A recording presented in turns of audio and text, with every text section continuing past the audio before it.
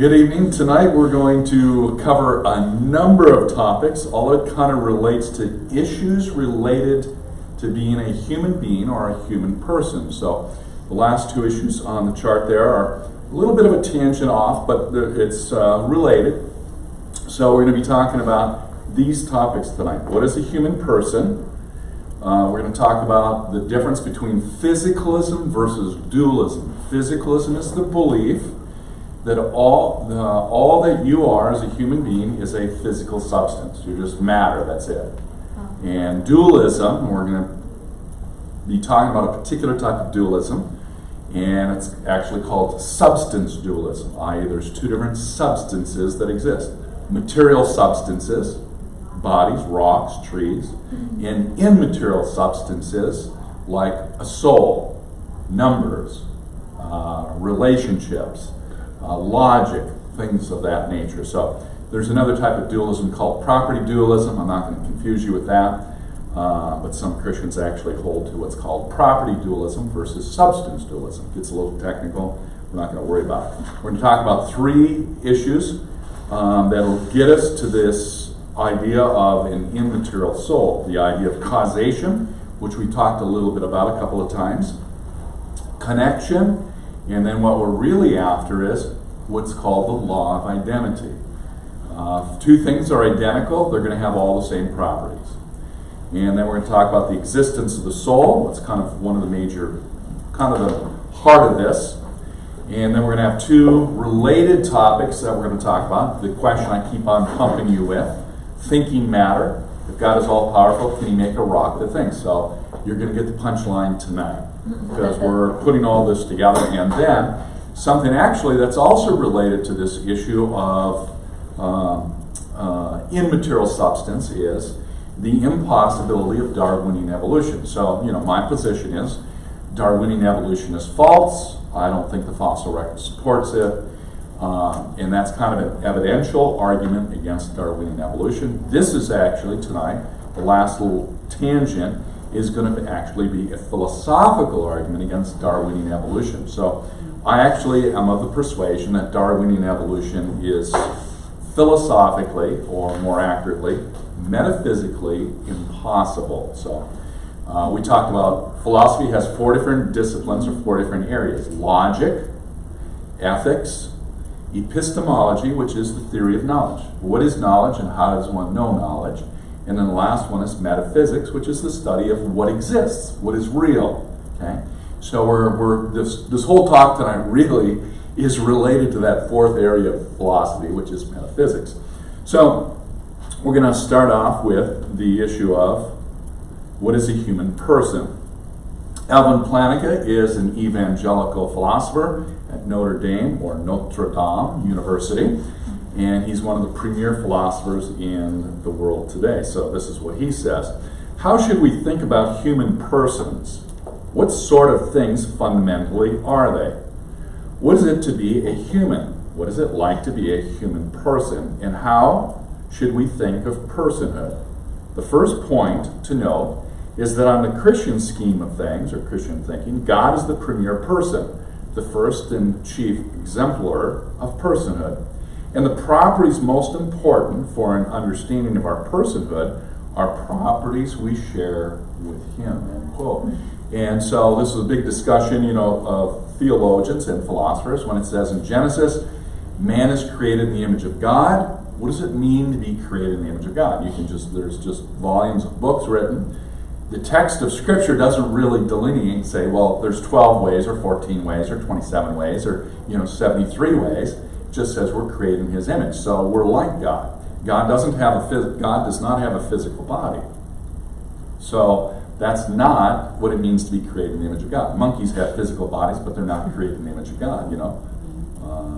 Dogs, cats, horses all have physical bodies, but they're not created in the image of God. So it's not the physical substance, but it's things like relational capacity, self-awareness, consciousness, ability to love, formation of language. Those are part of the things that relate to us being created in the image of God.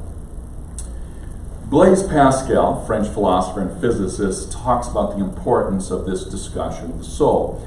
He says, the immortality of the soul is something of such vital importance to us, affecting us so deeply, that one must have lost all feeling not to care about the facts of the matter. End quote. Now, during his time period when he lived, lots of people in his environment believed the right things theologically. People were very orthodox in their beliefs. So if you walked up to the average person on the street and you said, do you believe in God? Yes. Do you believe in the Trinity? Yes. Do you believe in Jesus? Yes. Do you believe in the physical resurrection? They had all the orthodox belief intact, but they could have cared less about life after death or eternity or the things of God. So he would make statements. Pascal sometimes would say to his pseudo-Christian friends, he'd say, do you realize that you're a small globular of cells hanging by a thin thread that's ready to snap and go into eternity? And he would he called it the existential shock. He'd try to shock them to try to get them to think more seriously about this issue of the immortality of the soul. Life on earth is not all that there is. The next life is more significant and more important and longer than this life. But in his culture, they just were oblivious to this discussion. So he tried to shock them. But this is a very significant quote for us. This is a little bit by way of review, different disciplines. We're going to bump into we're going to bump into 3 of the 4 tonight. We're not going to bump into the history one, but we talk about science deals with material substances, matter only. Science only deals with matter. So it's not a physical object. Science is really not qualified to weigh in on the discussion. History deals with events. We're not going to be talking about that tonight. Philosophy deals with ideas. Much of what we're talking about tonight is about ideas. So we're going to use philosophy to deal with it. And then theology deals with truths or revelation about God and about man. So we're going to use theology. We're going to talk about philosophy. We're going to talk about science in this discussion. So here's a couple of books. The first one is actually just coming out right now. It's actually being printed. I ordered it yesterday, and they said, there's a little delay in the printing, so you'll get it when we print it. Mm-hmm. But Neuroscience and the Soul. Now, look at this. This is the title of the book. Neuroscience and the Soul, the Human Person in what? Philosophy, Science, and Theology. This is what we're dealing with tonight. Their book deals with these 3 disciplines. They have about 14 chapters, most of which are written by a different author, all believers. And they bump into all of these areas. They bump into philosophy most. They bump into the issue of science. And then they bump into the area of theology. Porter and Tensloff are at Bible, actually. Crisp, I'm not sure. And then Body and Soul, I've read the book a couple of times. Scott Ray, who's a prof at Bible University. And also, of course, J.P. Moreland. And actually, J.P. Moreland's book, Body and Soul, was what I read and kind of digested when I originally prepared for this lecture, which I gave to medical students at Johns Hopkins University. 100 PhD in medical students, and I gave them kind of what I'm giving to you tonight. And when I gave it to them, I dealt with 3 areas. I dealt with philosophy, medical evidence, and then theology. And I knew that when I brought up theology, I knew, because of my audience that I was speaking to, when I got to Q&A time, I was going to get some pushback. I realized that. I was prepared for it. And they did not disappoint me. So when we got to the Q&A, they gave me pushback, kind of like, what are you doing bringing up the Bible, this discussion? It's only science, science, science, science. And, they didn't know what we talked about earlier with these different disciplines. When we're talking about the human person and the existence of the soul is not a material object.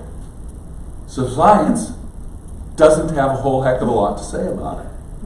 But they think science is the only discipline. I knew it was coming. It's no surprise to me. So, disciplines. So this issue of how do these disciplines relate to this topic? The immortality of the soul, the human person. This is what J.P. Moreland says. Philosophy and theology are properly suited to provide knowledge about the ontology. That word means existence, or the study of what exists. It's actually hand in glove the word with metaphysics. So we have two things that are kind of the same thing, same coin. Morality is determining what's right and wrong, but the study of morality is what's called ethics. Say, ontology is what is real. The study of ontology is called metaphysics. Okay? So philosophy and theology are properly suited to provide knowledge about the ontology of living things, including human persons. A form of knowledge that is largely independent of, conceptually prior to, and epistemically foundational for scientific insights about human persons. This is a mouthful. Conceptually prior. Okay, so in the area of science, if you're going to do an experiment about something, like what affects the boiling temperature of water? That's a scientific experiment. But before you do the experiment, you have to have some conceptual framework. So, J.P. Moreland told the story of his daughter coming home from high school, and she said, "Dad, I have to do an experiment related to the boiling of water and make observations." You know, J.P.'s a philosopher. He's always going to be involved in teaching his kids. So he says to his daughter, "Take out your notepad and let's start making observations." They're in the kitchen. They have a pot of water on the stove. And he says, there's 4 chairs around the kitchen table. Write that down. The walls in the kitchen are yellow. There's 2 windows in this room. She's like, Dad, I don't think he means those kinds of observations.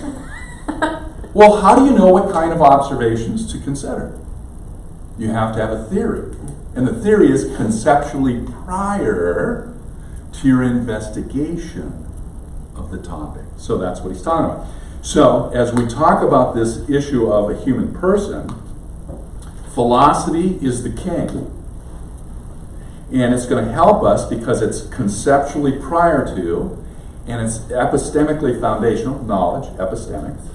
It's knowledge foundational for scientific insight. So before you ever even consider science on this topic, if it has anything to say, you're going to have to start first with philosophy. He's right.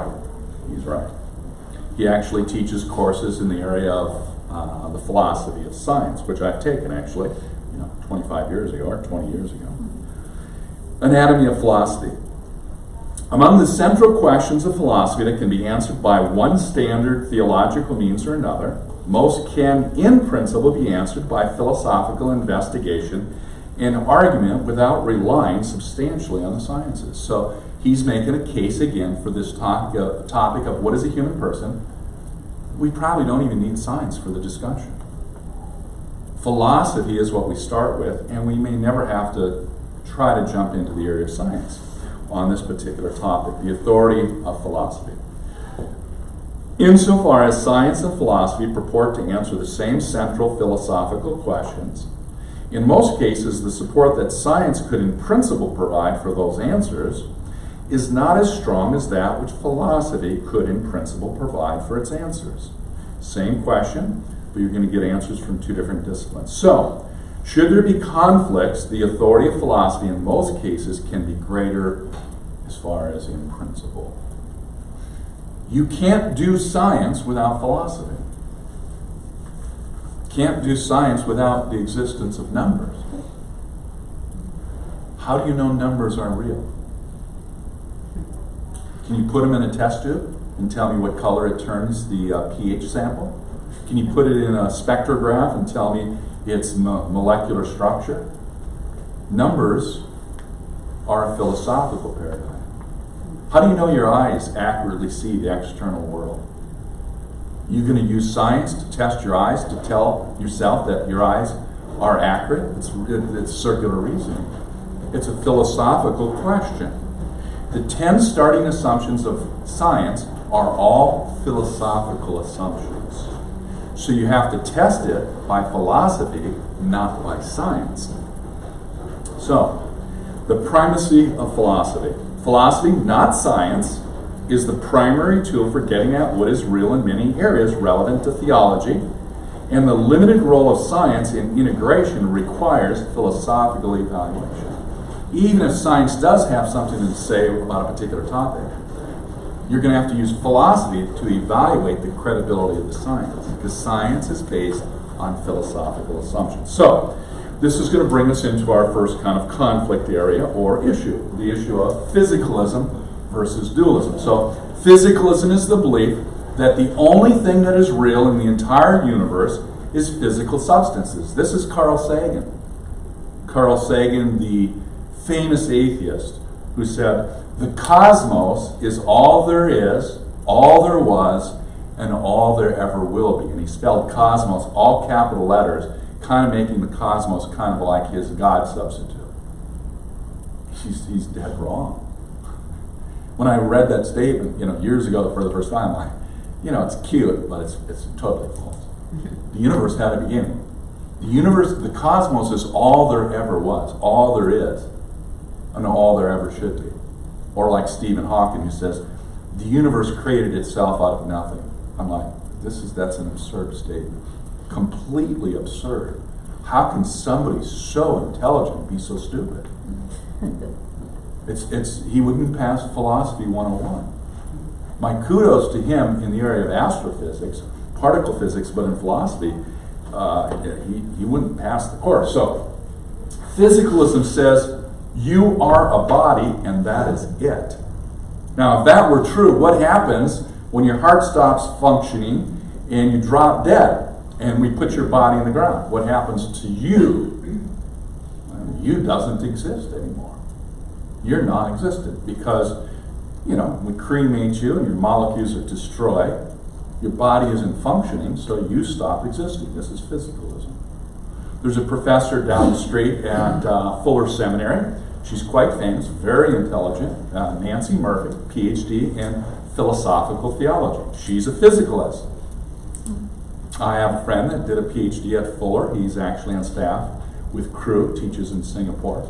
He had her for one or two of his seminar classes. And he didn't talk a lot in that class, but he observed other graduate students, PhD students. And, some of them don't know where she's coming from. So she starts talking about her physicalism, and the brains of these, PhD students start buzzing. And almost every time, there'll be a student, Dr. Murphy, yes. Do you believe in demons? No. Dr. Murphy, do you believe in Satan? No. Dr. Murphy, the Bible says that God is a spiritual creature. He doesn't have physical substance. What do you think about that statement in the Bible that God is a spirit? She says that's a problem. That's a problem. Why? She's a physicalist. She believes the only things that are real are physical objects. So she doesn't believe in the God of the Bible. She can't. Or something's got to give. She's either got to give up her Christian belief of God, or she's going to have to give up her physicalism, because she can't believe both, because she's smart. She knows they're in conflict. One's got to give. Dualism says you are a soul. Your identity is not a body. You have a body, or as C.S. Lewis and philosophers today say, you're a soul and you have a body. Your body is your container. And my soul tends to cooperate better for me right now than my body. My body doesn't cooperate real well. I tell it not to hurt, not to ache, not to have pain, but it don't listen to me. When my soul wants to go this way, and I say, no, we're going this way. We're making a right choice on this issue, not a bad choice. A morally right choice, not a morally bad choice. I have more control of my soul, and my soul tends to obey me a lot better than my body does. Physicalism says there's no consistent identity with who you are. Your body replaces all of its cells about every 7 years. Every 7 years, all of your cells get replaced. Now, wouldn't this be a nice little discussion in the court? You rob a bank, but you don't get arrested until 7 years later, and you appear in court. You say, Your Honor, that wasn't me that did that. Well, your fingerprints are all over the crime scene, John. You deposited money in your bank account. It's got the serial numbers of the stolen $100 bills. Oh yeah, but Your Honor, that was 7 years ago. I'm a totally new person now, because all my cells have been replaced, and I'm not the same person anymore. So I don't think you can try me for this crime, because that was a different person. It's not a bad argument if physicalism is true. It's actually a good argument. Physicalism says you have a brain, you have a material substance again, but you don't have a mind, because your mind is immaterial. Whereas dualism says, you have the sameness of identity. I'm the same person I was 10 years ago, as far as the core of my identity. I've learned things, I've changed, my character's developed, but my soul is the same soul. And because I have the same soul, there's sameness of identity. This is very critical. Dualism says yes, you have a brain, you have physical substance, but you also have a mind. And we're going to talk about there's actually a connection between those two. And there actually might be a causative relationship between those two. Physicalism says you have mental states are just brain states. So a mental state is like a thought. Like right now I'm thinking, I didn't have dinner tonight, I'd like to eat something later on, or I'm thinking about a pink elephant. But those thoughts that I'm having in my brain, all they are is chemicals. Electricity and chemicals in my brain. That's all they are. That's what physicalism says. Because they have to explain everything about you in physical terminology. Protons, electrons, electricity, chemicals, C fiber firings, neurons. Those are all physical substances. So when they talk about anything related to you, they're going to only use physical terminology. Dualism says mental states, thoughts, are connected to brain states. So when I have a thought about a pink elephant, there is activity in my brain. There is electrical activity. There is chemical activity. But if you open my brain to that region where the chemical activity is, you won't see an elephant and you won't see the color pink. If physicalism is true, you're a determined individual and there's no real freedom. You're Pavlov's dog with a vengeance. You're just one domino in a set of dominoes. When you press over the first one, and you have no choice in anything. Whereas if dualism is true, and it is, says freedom is indeed possible. Because you're not just a physical object. You're a soul that has a body. So this is actually a pretty important deal. So, to be a human is a systems property of a particular type of living material system composed of suitable parts arranged in a suitable pattern of interactions. This guy's a physicalist. So he's saying all you are is physical things that are interacting together.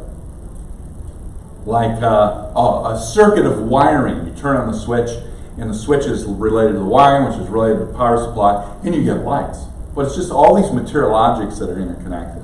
It's nothing more. Well, that's false. This is a relevant thing. We're not going to pursue this, but it's a little sampling of what happens in ethics related to physicalism. The killing of a zygote, fertilized egg, or fetus, prior to development of the cerebral cortex, the higher or thinking portion of the brain, is arguably not a case of homicide because just as in the case of whether one is fully human when the brain has died, it raises the same issue whether one is human if the brain has not yet been born. It has been central to our concept of what is to be human that a human being must have the capacity to think, to form ideas, something that only can be done when higher functions of the human brain have set in, end quote. So this person is actually arguing in favor of abortion and other things. So we put you in a drug-induced coma because you've been in an accident, your brain is swelling, so we put you in a drug-induced coma for a day, a week, a month. Can you do math problems? Can you do calculus? Can you write me a term paper on a particular topic? Can you carry on a conversation? No. Do you cease being a human being because you're in a drug-induced coma? Of course not, no. It's very counterintuitive. No. You're still a human person. And when they take you out of that drug state, your rational capacities that are there, that are latent, come back into a functioning role. So this is a bad argument. This is a very bad argument. But this argument is being used all the time. Here's some examples of non-physical things. Reasons. Propositions. 2 + 2 = 4. That's a proposition. Thoughts. You have them. Laws of logic. Something can't be true and false at the same time. Something can't be A and not A at the same time. Mutually contradictory statements can't both be true. Like my one that I been using humorously, I love everybody here, but I don't like Dave. And you're like, hey, no, you're saying that's not rational, that's not consistent. So that's the laws of logic. Numbers. Relations, like to the right of, to the left of, above, below, on the side of. Information equals MC squared. Or, hey, I was at a wedding today. My best friend that I mentioned last week, Jay. Jay got, quote, officially legally married today, because he wants to start the process with his green card. So they actually had a court wedding today. There was one witness that could be there. I was the witness, so I was with them today, had a great time. Cool. Physicalism is self-refuting. Physicalists argue that thoughts are simply a bunch of random, rapidly firing neurons. But this is the defeater for their own statement, since their statement would only be a random firing of neurons. So why should we believe that they represent objective reality?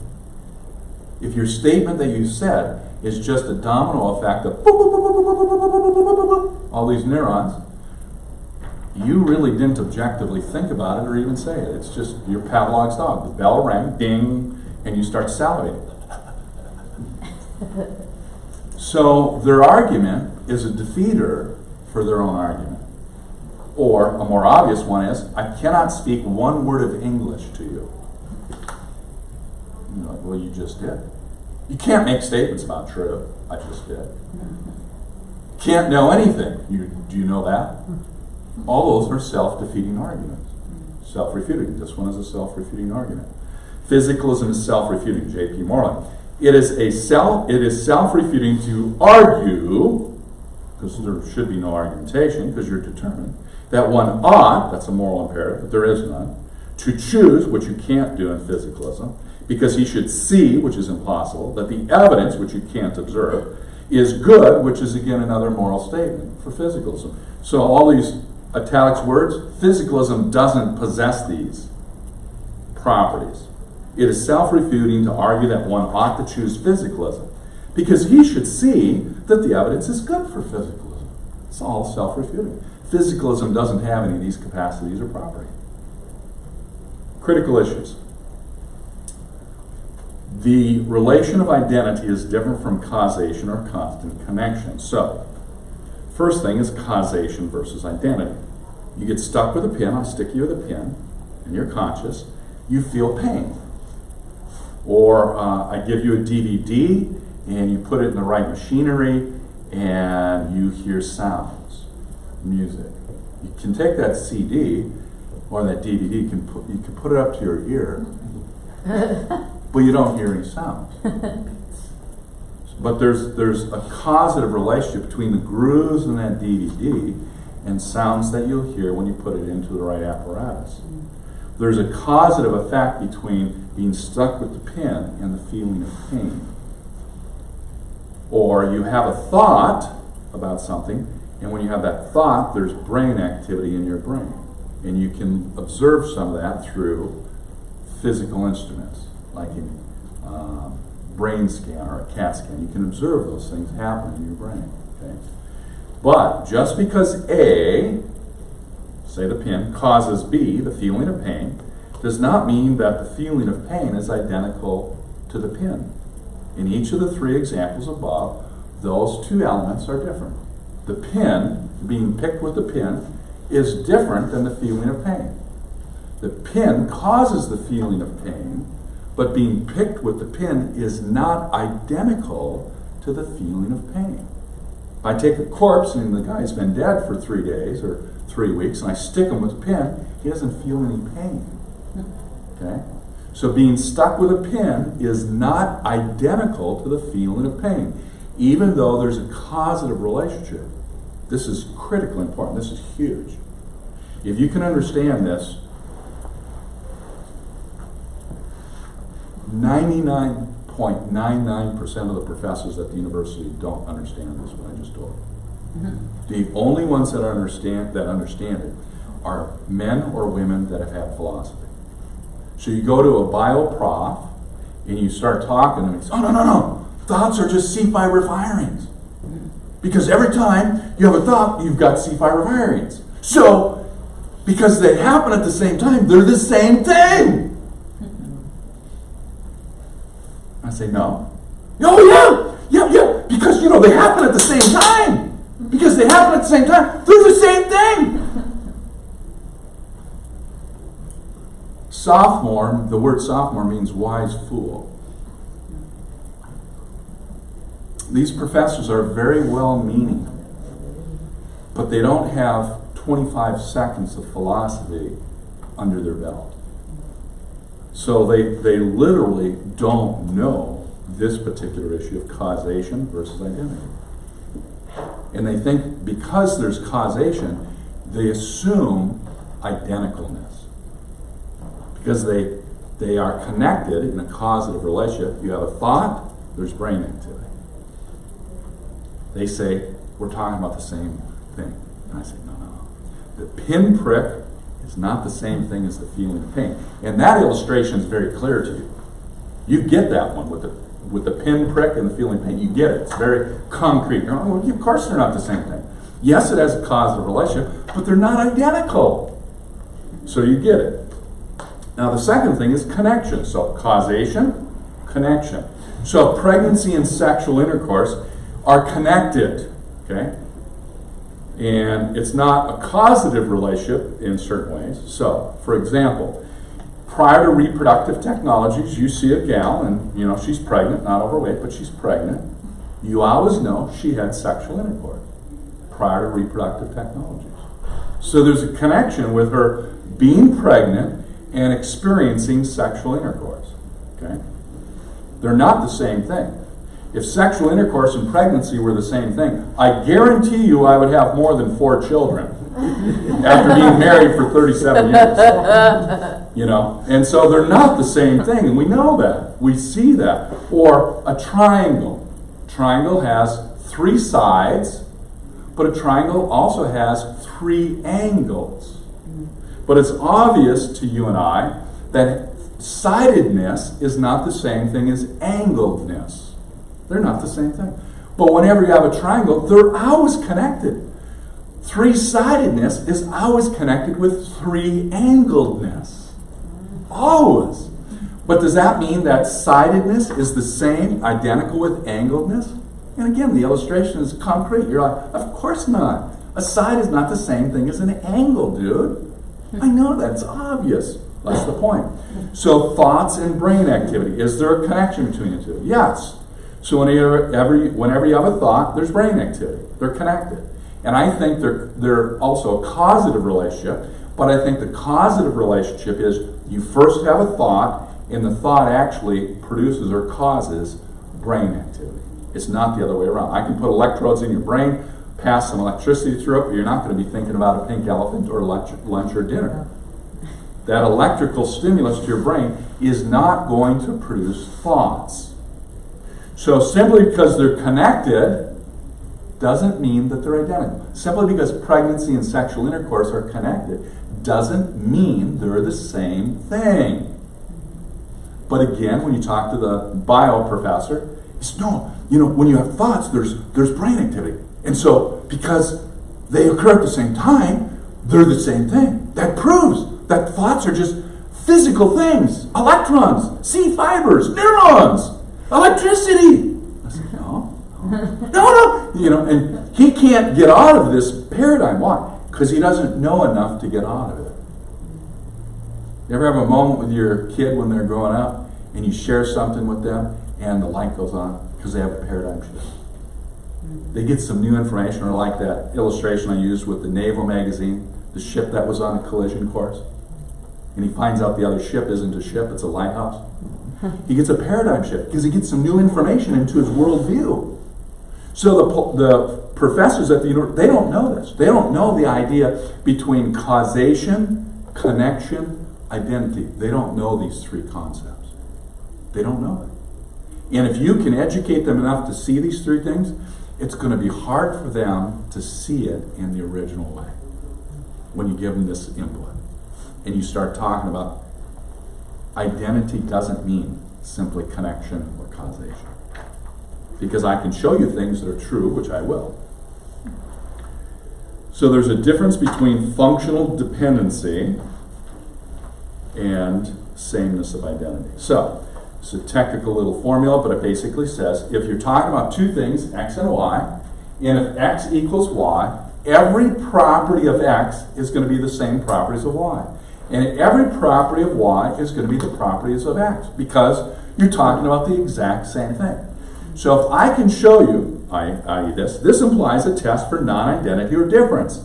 If we can find one thing true or possibly true of x, not true or possibly not true of y, or vice versa, then x is not identical to y. If I can show one difference, even one potential difference, then we're not talking about the same thing, and I can show more than that. So, matter is non-conscious. Rocks don't think. But thoughts is focused on consciousness.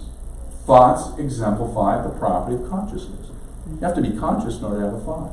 Matter has order, has structure. So you could look at salt, and salt has a crystalline structure. Do you know that? This is a tangent. You know that glass on your car windows, glass, and in your house? Do you know that glass is actually a liquid, according to chemistry standards? Did you know that?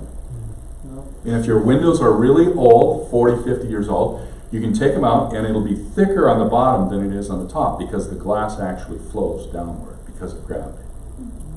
If you want your glass to become a solid, take a brick and throw it at the window. And when it throws it at the window and the window goes, now it's become a solid. Because now it went from liquid to a crystalline state. And this is true, this is chemistry. So rocks have order to it. Salt, table salt, has a crystalline structure. It has order to it. But it doesn't have any information. Thoughts have order, have structure, but thoughts have information. Matter doesn't. Matter has no intentionality. Well, the rock is thinking about mother rock or sister rock. Or the rock is thinking about, I'd really like to be a part of a brick building, or I'd really like to be a part of, a gravestone. That's no intentionality. But thoughts have intentionality. Thoughts are always about something, whether it's a pink elephant, or sleeping tonight, or, man, I don't understand half of what John is saying tonight. That's intentionality. Matter can be seen, at least on a macro level. Thoughts can't be seen. You can open up a person's brain, and the neuroscience can't tell you what you're thinking. You can't see thoughts. Matter has weight. Thoughts don't have weight. A guy that worked for an RV shop, I don't know where it was, what city, but it's in Southern California. I went down there to make a transaction for my brother-in-law who was buying an RV, and the guy started trying to share the gospel with him, and I don't remember his name, we'll call him Ralph, and he wasn't that open about a discussion with God. He said he was an atheist, so I said, Ralph, how much do your thoughts weigh in pounds? She said, well, they don't weigh anything. I said, do you have thoughts right now? And he's, I'm being a little sarcastic. Yeah, I got thoughts. I said, so there's something that is real, true about you, thoughts, that has existence, but it doesn't have physical weight. So there's a part of you that is non-physical. That's called a soul. It's called a soul. That's my first go-to when I want to get somebody to believe in soul. How much do your thoughts weigh in pounds or grams? When I put you on the scale in the morning, you're kind of comatose, and I, tell you about your day's schedule, and then you start waking up. You got that test this morning, it's a midterm, it's 50% of your grade, and then your brain starts, does the scale go up, You go from 145 pounds to 175 pounds? Because you got 1,000 more thoughts? No, of course not. So thoughts don't have weight, but they have existence and reality. So I use that simple illustration, and the light bulb goes on. People, yeah. So matter has weight, thoughts don't. Matter has extension, length, width, height. Thoughts don't have extension. If you're thinking about a pink elephant, you can't fit an elephant in your brain, can you? You open up, oh yeah, there's a 3-ton elephant in your brain. No. What am I thinking about a pink elephant? Yeah. But it doesn't have any extension. Matter occupies space, thoughts don't occupy space. So if just one of these things is true, if one of them is true and accurate that I get, then we've proven or discussion about identicals. Thoughts are not material substances. Thoughts are not simply C5 refinements. Thoughts are not just electrical chemical processes. And I've proven it. I've proven it about 7 times right here with these differences. So, like I like saying, it's a half-court shot by Stephen Curry. It's 3 points, baby. This is a big deal. Information is immaterial, which thoughts are composed of information. George Williams. The constant process of transferring information from one medium to another, and then being able to recover the same information in the original medium, brings home the separability of information and matter. So he's saying they're different. In biology, when you're talking about things like genes and genotypes and gene pools, you're talking about information, not physical objective reality. DNA isn't information. DNA contains information. Paper is not information. Ink is not information. But you can use paper and ink to exemplify information by typing out your computer and printing it on your printer. But that information existed before the paper or the ink, or before you printed it on that paper. It existed before it. And it existed actually in your mind. So, George Williams is saying information is not a physical substance. And now he's actually bringing up biological issues, which he should. And this bumps into the Darwinian evolution issue, which we're not dealing with yet. So, substance dualism. Richard Swinburne, British. My conclusion that truths about persons are other than truths about their bodies and parts thereof is, I suggest, forced upon anyone who reflects seriously on the fact of the unity of consciousness over time and at a time. A framework of thought which makes sense of this fact is provided if we think of a person as body plus soul, such that the continuing of the soul alone guarantees the continuation of the person. He's right. He's saying what I said earlier. The only thing that gives us sameness of identity is our soul, not our body. And in heaven, we're going to get a new body. It's going to look the same as it, mine will look a little bit younger. Yours will too. I'm guessing, total complete guess, but my guess is our bodies will all look like we're 25 years of age. Because that's when we reach kind of the prime time as far as the development of our body, fully formed and not dying yet. And so in heaven, everything's going to be perfect, including our body. It's a nice thought, isn't it? Oh, man. Got a guy at our church that is a paraplegic. And we had a sharing time quite a long time ago, 3-4 years. And we were talking, the pastor was like, what are you looking forward to for heaven? And he's like, I get a new body. I get a new body. I'm like, whoa, man. And the emotion floods through your heart. You can sense some of this emotion in this young man's life, who's about 20 right now. So human person has thoughts, which are immaterial. Human person has a mind, which is immaterial. A human person has a soul, which is immaterial. A human person is a soul that has a body. So this is all evidence. What is a human person? It's an embodied soul. It's an embodied soul. That's what a human person is. A soul created in the image of God. A soul created in the image of God. Big tangent, you'll probably disagree with me, but hey, dogs have souls. Cats have souls. Mammals actually have souls, according to Genesis chapter 1. Because it uses the same word related to mammals, nephesh, Hebrew word for living soul or living creature. Same word used in Genesis chapter 2, which we're going to get to when God created Adam. And he breathed into Adam the breath of life, and Adam became a nephesh, living soul or living creature. Same word is used in relationship to mammals. And the other thing, tangent, is one of the evidential aspects of determining whether something has a soul is, does it have relational capacity? And dogs have relational capacity. Small, I grant you, but it still has relational capacity. So, capacities of the soul, either present or potential. Consciousness, rationality, intentionality, absolute personal identity. Indexically, philosophical word, which basically means, how do you describe yourself? Try to describe yourself without using I, the word I, or me. Try to do that. You're gonna run out of gas so stinking fast, and it's gonna be so laborsome. So when you refer to yourself, we usually use I or me. This is called indexicality. Libertarian freedom, which, some Christians don't believe in libertarian freedom. They're wrong, I think. So this is a whole nother discussion that we could get into. But libertarian freedom is the ability to choose A or not A. This would be it's a wonderful discussion, and it's going to get us into massive amounts of theology, which we're not going there tonight. So just be aware of that. So first person description. The idea that science captures everything except the center of everyone's universe, i.e. his own consciousness, makes a laughingstock of its science claims to present a plausible worldview.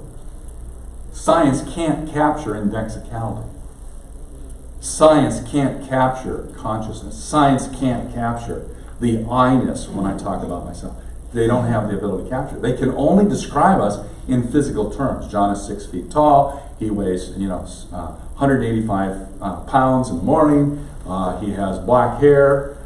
He has, hazel-colored eyes. Blah blah blah blah blah. He has this blood type. Blah blah blah. They describe all these physical things, but they can't fully describe me in scientific terms, because there's things about me that are not material objects or substances.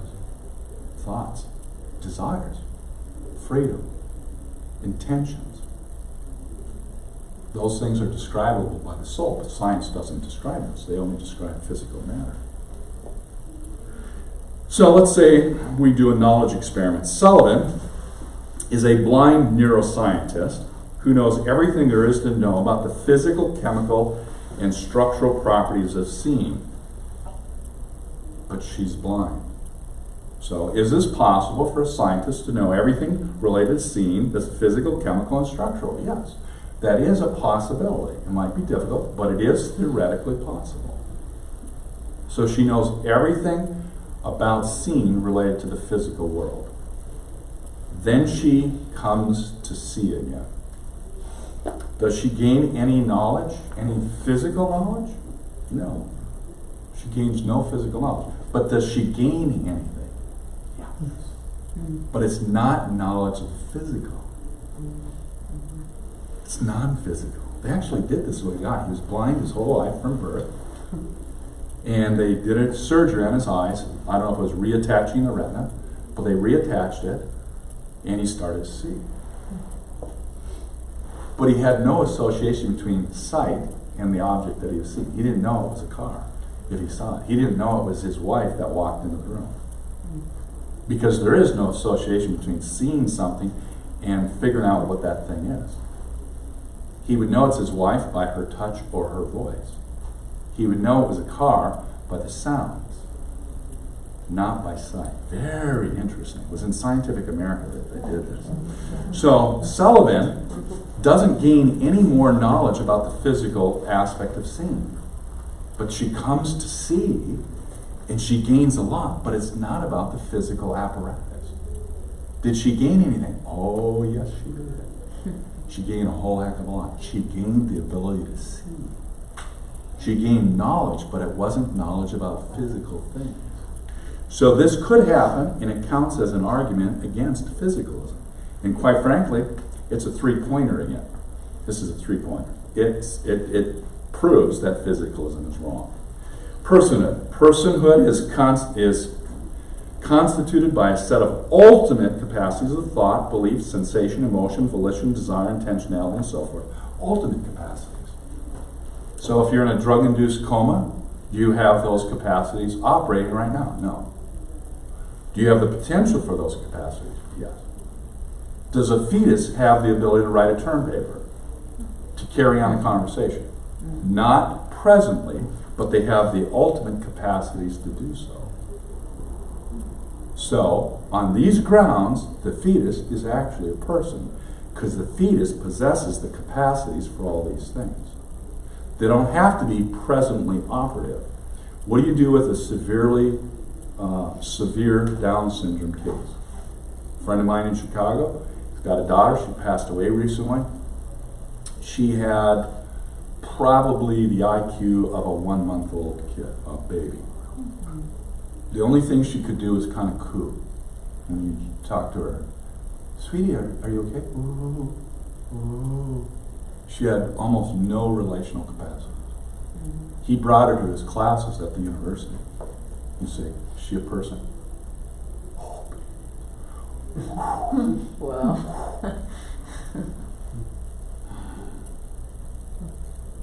But in heaven, she's going to have her capacities restored. Mental states, J.P. Moore. Mental states are characterized by their intrinsic, subjective inner private quality, qualitative feel or texture, made present to us by first-person introspection. For example, a pain is a certain felt hurtfulness. In no way can mental states be intrinsically described accurately by physical language. Even if we can study the brain and find out the causal and functional relations between mental and brain states, it's not the same thing. So maybe if you have a pain, we can say, oh, there's this activity in the brain. This is an old name. Some of you might recognize it. Dave Dravecky. Do you know who that is? Dodgers baseball player, pitcher. He had cancer in his arm. They cut his arm off. And he would get what's called shadow pain. He'd have pain in his hand, but he doesn't have his left hand. And he'd have to take pain medication to end the pain. Well, that's a pretty dang good example, you know? He doesn't have his physical hand, but he's feeling pain in it. So don't tell me that pain is simply neurons firing.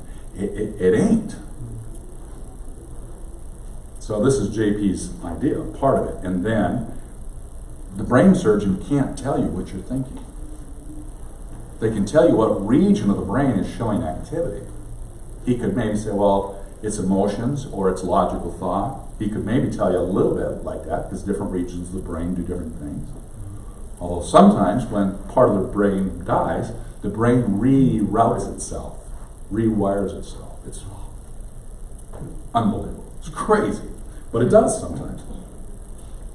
So now we're going to look at, same topic, immortality of the soul. We're going to look at it from 3 different aspects: New Testament data, medical data, and personal experience. So we've kind of been bouncing around this because of the discussion of physicalism, because physicalism wants to say, you're a body, but you don't have a soul. And I say, no, you are a soul, and you have a body. And I think I've proven that. Now we're going to look at some other areas of data, like New Testament. This is what I did at Johns Hopkins. And, you know, I knew that they're not going to be happy because they're naturalists. Some of them are atheists. Most of them are physicalists. And they pride themselves on being scientists. And, you know, scientists are really smart. Well, sometimes they are. Related to the physical matter, they're very smart. Philosophically, they're dumber than a doorknob. And I've met lots of them. No disrespect intended, but it's just, that's the case. They don't have any philosophy. It's like my friend when I asked him, are numbers real?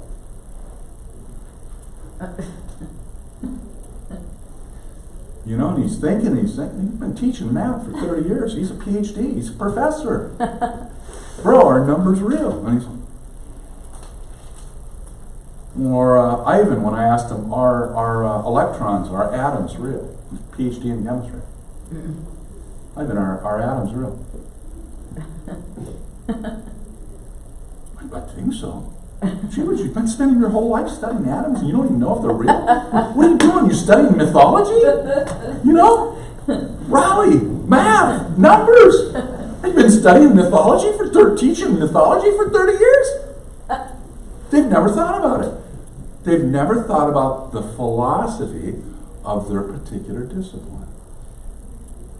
My friend that went to Fuller, his PhD is in philosophical theology. How do you know the Trinity is true? Show me the word Trinity in the Bible. Show me the hypostatic union, which is Jesus' humanity, which is deity together. Hypostatic union. Show me hypostatic union in the text of Scripture. Show me irresistible grace. I don't believe in irresistible grace. I believe in prevenient grace. Show me either one of them in the text of Scripture. You won't see them. They're all philosophical ideas. Which one is right? You have to look at philosophy. You're not going to find out by quoting the Bible on those issues. That's philosophical theology. Okay? So New Testament data, these 6 areas we're going to look through. So the first one, man is an embodied soul. Then the Lord God formed man out of dust from the ground and breathed into his nostrils the breath of life, and man became a living soul. Nephesh. Now I have to say, which saddens my heart, but the Seventh-day Adventist Church does not believe in the existence of the soul. They'll use the word, but they don't believe in it. So they believe that all God breathed in Adam, I'm not kidding you, I've read their literature, I have friends that are SDA, the only thing that God put into Adam was oxygen. He did CPR, mugged him up, inflated his lungs, and his body started functioning. All Adam is a body. Now this is going to bump into very significant issues, this is a tangent, but a relevant one, on the intermediate state and eternal life. So for Seventh-day Adventists, when your body dies, you stop existing. It's true. And then if you're happy enough to, I won't deal with all their bad theology, but God resurrects your body. They do believe in the resurrection. But what God does is He reassembles your body, looks like you, talks like you, thinks like you, but it cannot be you because, remember what we said about consistency of identity? If your identity is your body, you can't maintain consistency of identity. And if your body stops existing, game over. There's no way in heaven or in hell you can maintain consistency of identity. So what God does is He resurrects your body, looks like the same body, feels like the same body, but what He has to do is He has to download all your previous memories. So He downloads all the software back into that brain, and you have all the same memories of this previous person, person A, but you're not person A. You're person B with the same memories, but you're not the same individual. That's Seventh-day Adventist. And that's what they believe, that's what they teach, that's in their theology books. So they don't believe in a soul. Even though they'll use the word sometimes, they don't believe it. And I've read enough of the books to know that that's the case. Now, it doesn't mean you won't find an exception with a particular person that's part of that church. He might have gotten exposure to an evangelical believer and shifted his belief. I have a friend that is case and such. Still associates with the SDA church, but he also goes to Harvest Crusade. He was involved with Crew. I discipled him for 3 years. He doesn't believe that. So you will find exceptions, but overall, they don't believe in a soul. So, God breathed into Adam. Actually, God put a soul into Adam. A soul, not just oxygen. Matthew 10:28. Do not fear those who kill the body, but are unable to kill the soul. Clearly, there's a distinction between the two. But rather fear Him who is able to destroy both soul and body in hell. That's not Satan. Satan doesn't have the ability. God does. But the destruction He's talking about is not annihilation. Another tangent I could get off on. Destruction doesn't mean annihilation. Destruction means ruin. Ruin. When a person is in the lake of fire, it's like, so the descriptions are like you falling down a vertical cave. Totally black. Nothing to touch. Nobody to talk to. They've done experiments, psychology experiments. They'll put people in like a spacesuit and pad them and put them in water at body temperature to see how long they can survive with no feedback from their world. No touch, feel, temperature, nothing.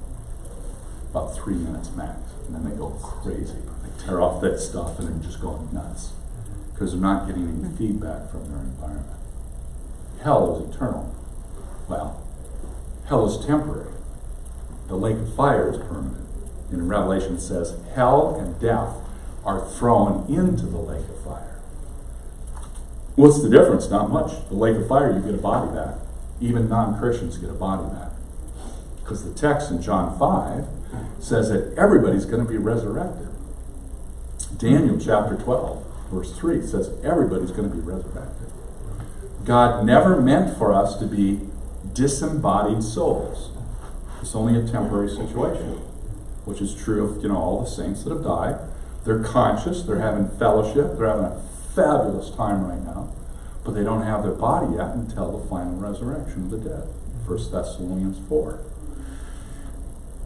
Moses and Elijah, Matthew 17, and he was transfigured, Jesus, before them, before the disciples, a few of the disciples. And behold, Moses and Elijah appeared to them. Peter was there, I think John was there, talking with him, Jesus. Moses has been dead 1,400 years. Elijah's been dead 750 years.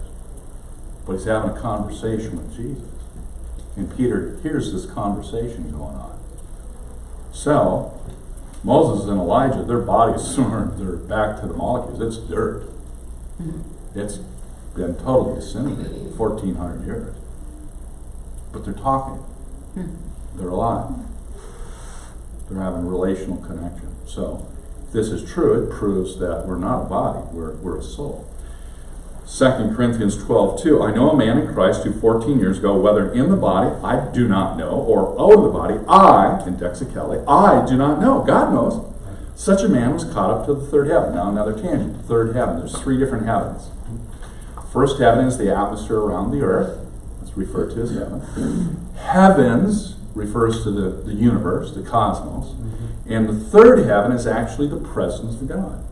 Now this is Paul. He says, I don't know if I was in the body or not. I don't know. So he's not identifying his identity with his body, with this language. This is a three-pointer again. This is a slam dunk. This is unbelievable, the language. I don't know if I was in the body or not. Well, clearly he's saying that his identity is not his body. Clearly, I mean, it's pointed.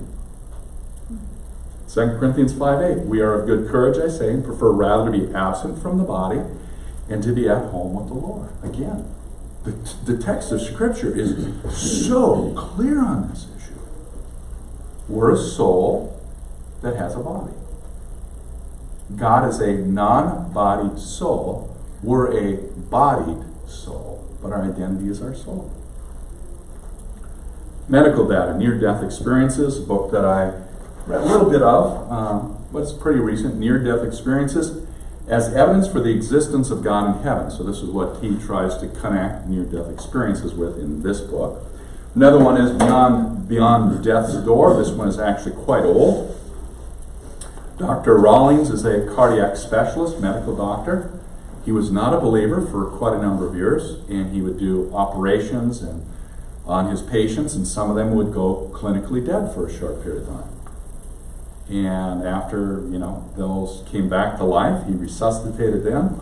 Many of them would share experiences, seeing a bright light, having an out-of-body experience, seeing God, appearing before judgment, all kinds of these types of experiences. And the things that they shared with him were so consistently the same. It got his attention, it perked his interest. So he began to do some reading, Bible, and other research, and he actually became a believer based upon his patient's descriptions of near-death experiences. And he wrote a book about it, Beyond Death's Door. Is there something beyond death? Yeah, there is. There's an eternity. Because your soul will continue to exist. Or personal experiences. Katie, this is talked about in J.P. Moreland's book, Body and Soul. Katie was at the hospital. She flatlined. She went dead for like 30 minutes, and then she came back to life. And her parents were at home while she was at the hospital. I mean, they probably spent 98% of their time there, but they did take a break. I don't know if it was before or after. I think it was while she was in the hospital. And she said to her parents, after she recovered, she said, you were talking about this and this at the dinner table yesterday. How do you know that? She said, I was there. She said, no, you weren't. You were in the hospital. You were dead. for 30 minutes. It's like, no, I wasn't. My soul came out of my body, and I had all this stuff I observed. Or like the book, Heaven is for Real, the little 5-year-old boy that went clinically dead. And, you know, he's seen a picture, and he's telling their experiences. And he says to his mom, you know, I don't know if it's weeks or months later, he says, Mama, how come you didn't tell me that I had an older sister? She's like, what do you mean? He's like, well, you know, when I was in the hospital, I died. She's like, what? She didn't know that he went clinically dead for 20 minutes. I don't know how the doctor didn't tell her that. He's like, yeah, I went to heaven and I saw my older sister. And she really likes hugs, but I'm not the hugging type. She kind of hugged me too long now. And he says, I really wanted to stay in heaven because it was so pleasant. But I met Jesus, and Jesus said, you can't stay. Because your Father really misses you. And you have to go back to earth to be with your dad. Because his heart is broken. So I'm going to send you back. And he gets back and he says to his dad, you know, weeks later, he's like, Dad, I didn't know that your dad, that Grandpa, took you hunting all the time. And the dad never told his son that. He's like, how do you know that? He's like, well, I met Grandpa in heaven. And he's like, what? I met Grandpa in heaven. So Dad pulls out, you know, a picture, and he's like, you met Grandpa? He's like, no, not that picture. So he runs and gets the picture of his grandpa when his grandpa got married at about age 26. Wow. He says, that's who I saw. That's who I saw. I saw Grandma, I talked to her. Could the kid be lying? Well, it's theoretically possible. Would he know all these details that have never been revealed yet? No, he wouldn't.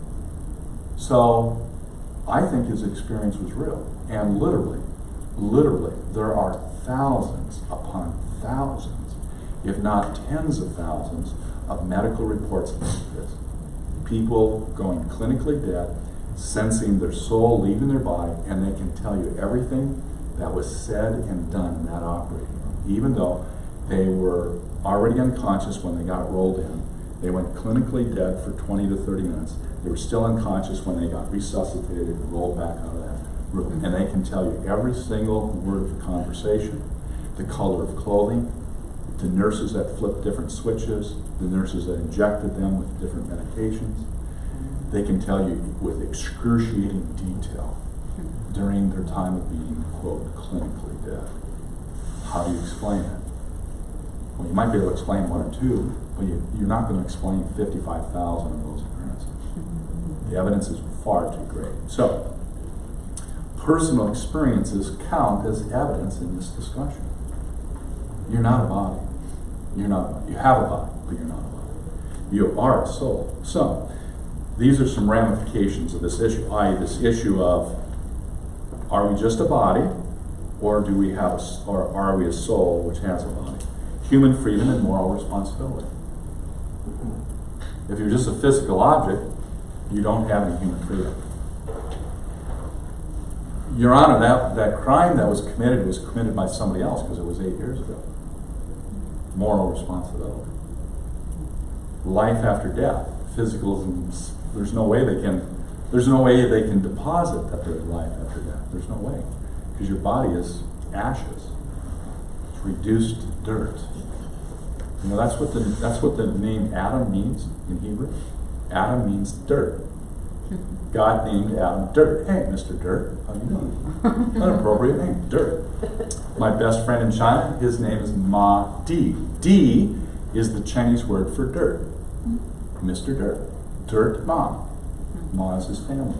Dirt. Adam is dirt. Crime and punishment is a ramification of this issue. Am I just a body or am I a soul? Medical ethics. Is it okay to abort? Reproductive technologies. We're not dealing with just physical substances. We're dealing with a person. So what happens when you take an egg and you fertilize it and you freeze it and the parents die before they can implant it in a woman's uterus?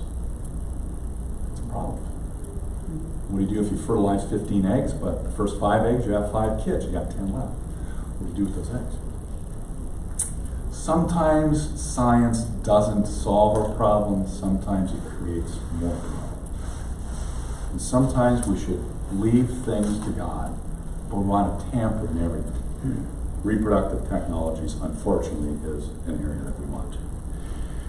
The mind thinks. So, the ability to think, therefore, is now we've talked about the immortality, the existence and eternality of the soul. We've talked about what a human person is. We've talked about some spin-off issues that are relevant. Physicalism versus property dualism. We've talked about connection, causation, and identity. Okay? Now we're doing 2 minor issues. Can God make a rock that thinks? The ability to think, therefore, is a property of a mind, which is immaterial. Mind is immaterial, thought is immaterial. Not a brain, and the mind is that which produces brain activity. So the mind actually causes brain activity. Does God think? Yeah. Does he have C fiber firings? No. Does he have electrical chemical processes? No. Why? He doesn't have a body. He's got a mind, and he's the premier person, remember? But he doesn't have a body. Angels don't have bodies, unless maybe temporarily, which is interesting because you look at Genesis, Sodom and Gomorrah, and some things related to that. Angels, it seems like they're angels, show up, and it seems like they have bodies. Now, it raises lots of theological questions for me. Does God give them bodies temporarily? I think. I don't know, you know. But it's just, I get all these questions, and I read something, and I'm like, Lots of those things when I read the Bible, you know, and I write them down, and sometimes 20 years later I get an answer, and sometimes I never get an answer. So when I get to heaven, God, do mosquitoes go poop, God? I've been wondering about that, you know. Do they poop? You know? Oh my God. I don't know. Well, some of these questions are just, you know, just stupid, but I mean, they're still questions, really. So, we have a mind. The mind is what produces thoughts, and those thoughts translate into brain matter activity, electrical chemical processes, C fiber firings, and neurological activity. So, thinking matter. Is God able to make a rock that thinks? No. Why? A rock is a physical substance composed entirely of matter. That's what a rock is. Nothing more, nothing less. So, does matter possess, or can matter possess the ability to think? No. No, it can't. It doesn't have the ability. Why? Because thought is only possessible by an immaterial substance. Thought is only possessible by a soul. Thoughts originate in a mind, not a brain. So matter neither possesses nor can it possess. Can the number 2 take on the color blue? No. Why?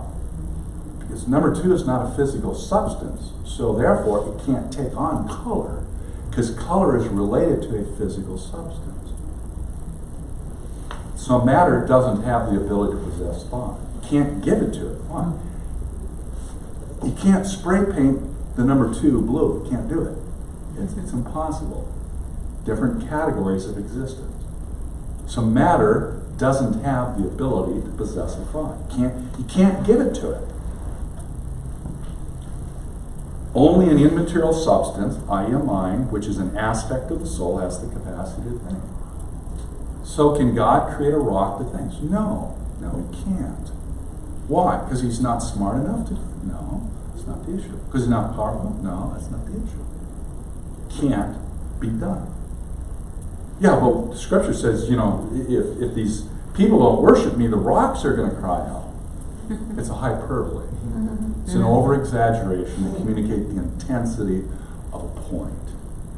Can God take a rock and make a human being out of it? Yes, but when he does, he has to give it a soul, and it ceases being a rock.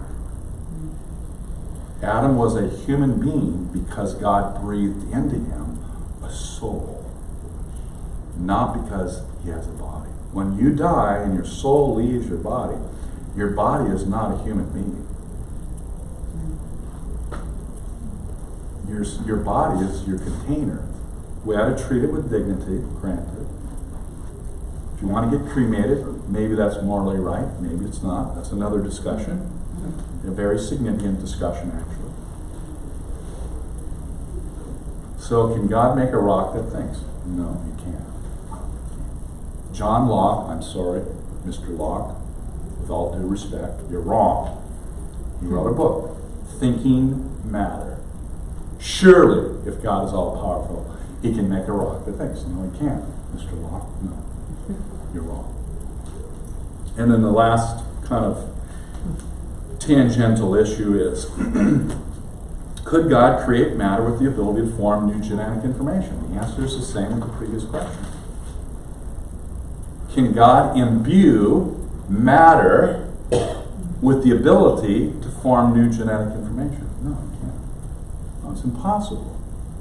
It's metaphysically impossible. It can't be done. Even if God wanted to do it. Could God create Darwinian evolution and give evolution the ability to form new information? No, he can't. Why? Because information is not a material substance. DNA is not information. Paper is not information. Ink is not information. Those mediums can display or exemplify information, but they're not information in and of themselves. It's not the amino acids in DNA or the proteins in DNA that are the information. It's the arrangement of them. So I am absolutely convinced that Darwinian evolution is metaphysically impossible. Scientifically, doesn't have the evidential support like the fossil record, but metaphysically, I don't think it can be. I don't think it can't be true. It has no possibility of being true. And when I say this, oh man. I was at Long Beach City College. Evolutionary biologist who taught there for like 30 years was at the forum. It was a kind of debate. An atheist, a witch, and yours truly. No, that's it. And there was one other guy, I think a Muslim guy. So 4 of us. In Q&A time, the evolutionary biologist asked me a question. I had a time limit. I only had like 1 minute to respond. So he asked me like 3 questions. I only had time for one, so I answered the one. And he thought I was trying to avoid him. I'm not. And he came up afterwards. He says, "So what do you think about Darwinian evolution?" And I said, "It's bad science and it's horrible philosophy." And when I said that, he pressed nuclear launch button. "You call yourself intelligent!" And he just started berating me. That's called an ad hominem argument, which means instead of attacking my argument, you attack me as a person. That's a bad strategy. And what it shows me, he's got a stinking PhD in evolution. He's got a PhD. My weakest area of my intellectual life is biology. It's my weakest area. When I taught my apologetics class, I would tell my students, those of you that are in nursing, if I say something that's inaccurate, you need to help me. And I would sometimes ask guys, because I knew who they were. I'd say, "Hey, I'm having trouble with this. Eukaryotic, prokaryotic, can you give me, tell me the data on this?" Because they are in it. I mean, they know this stuff. And that's true. My weakest area is biology. So he's got a stinking PhD in biology, this guy. He's been teaching 30 years. I will never know the amount of information he knows about biology. Why didn't he just dump truck 3 terabytes of scientific information proving that evolution is true? Why did he react so strongly emotionally and attack me? Why? Because he's got a bad argument. And if you don't have factual argument, you attack the person, not the argument. Bad science, horrible philosophy. This is why it's horrible philosophy. It does not have the slightest possibility of being true. Now, when I say that, see, they're not going to understand it. They don't even know what the word metaphysics means. They don't know connection, causation, identity. They have no idea. They don't have any background knowledge. It's like trying to teach somebody second derivative calculus to determine the maximum or minimum of a curve. And they don't even know what numbers are. You're talking to a wall. You have to give them background information so they actually understand what you're trying to teach them. And these guys, they have no idea. They have no philosophy. And so I'm not saying this from, I'm not just being arrogant. It is bad science. It is horrible philosophy. 3 things, so metaphysically impossible. Information is not a physical substance. Information only comes from a mind. Information exists in whole, John loves Linda, prior to it being written or exemplified. Where is Darwinian evolution going to get the additional 100 books of DNA information from the fish to the duck? The fish has got 25-page book. The duck has got a 125-page book. Where are you going to get the extra 100 pages of genetic information? Evolution can't give it to you. Can't give it to you. Because information is not a material substance. Information doesn't come from matter. Information comes from a mind. 3 things God cannot do. God cannot do things that are contrary or outside his nature. He cannot commit suicide. He cannot lie. That's easy. God cannot do things that are logically impossible. He cannot make a 4-sided triangle.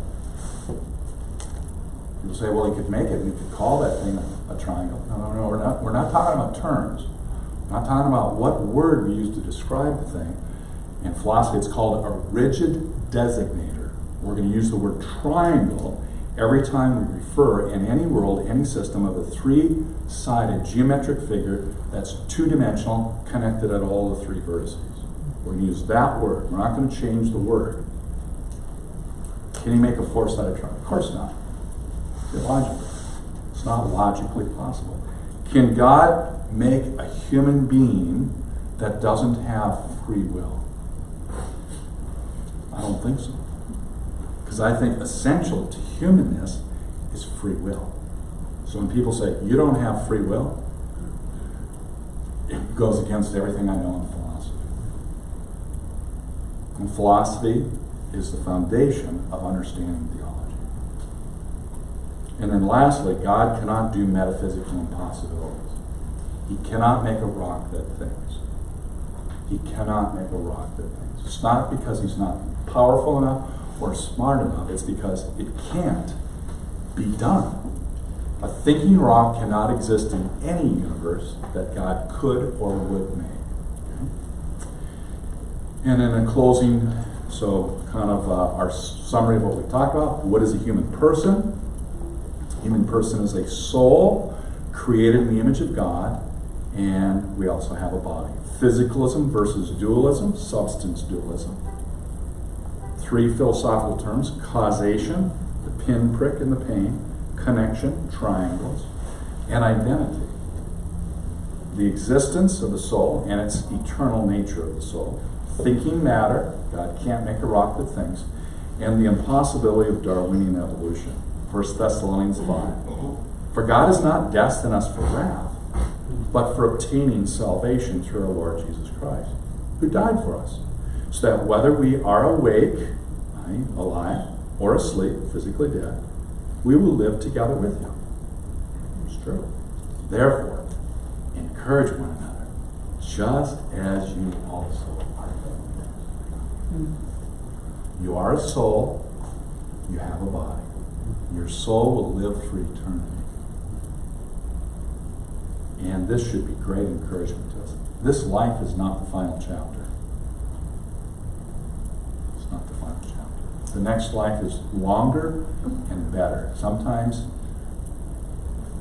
it's hard to imagine, but God says it's going to be more than we can think or imagine. I like what C.S. Lewis says. Earth is as close, for a believer, earth is as close that we're ever going to get to hell.